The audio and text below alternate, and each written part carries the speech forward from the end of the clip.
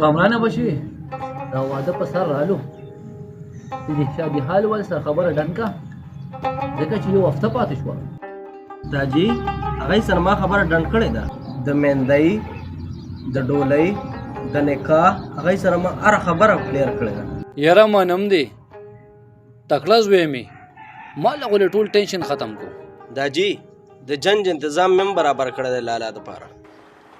هغه د لالا راغی السلام علیکم خان جی وعلیکم السلام کامران کې خان جی زه خو هم چې د کامران له خپل ځمکه باندې یو شادیال جوړ کړو خان جی ځکه چې کامران د ودونو منیجمنټ زبردست کوي یاره خبره خو دې بده نه ده داجی پس مکه به زه غټه پلازه جوړوم ځکه چې نن سبا پلازو ډېر ښه آمدن دی بس صحیح ده که نه ته په ښه آرکیټیک باندې نقشه جوړه کا کار به پې شروع کړو خان جی ګلوالي ولې ورختای خان جی ستاسو اخورای نه دی سکندر خانو ستاسو په ځمکه باندې هم نښې واچولې او وایي دلته کالوني جوړوم ما ورته وویل چې دا ځای خو تقسیم شوی دی دا خو د خانجي دی هغه راته وویل چې دا تقسیم خو غلط دی د سکندر خان دا جرأت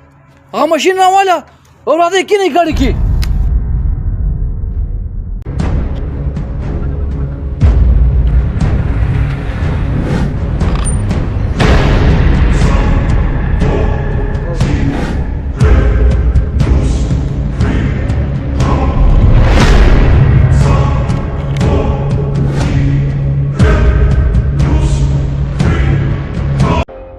سکندر خانه ولې دا ځمکه ستا د پلار ده چې په دې ته کالوني جوړی دا زما د مور حصه ده ماماجي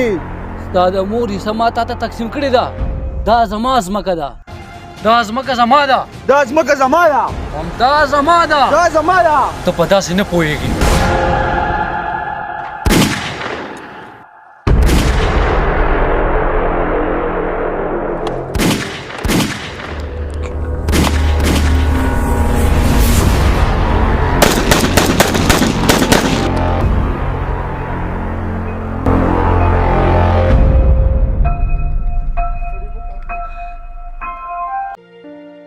خانجي تا څه وی دا ځمکه زما ده سکندر خانه تا څه وی دا ځمکه زما ده دا ځمکه نه ستا وه او دا ځمکه نه ستا وه بلکې تاسو دواړه د دې ځمکې خوراک شوئ د آدم علیه السلام نه والي تر اوسه پورې څومره خلک رالل هغوی به هم دا وی چې دا ځمکه زما ده دا ځمکه د هېڅ چا نه شوه بلکې دا ځمکه صرف د الله ده نو خدای دپاره د یو بل وینې مه تویوئ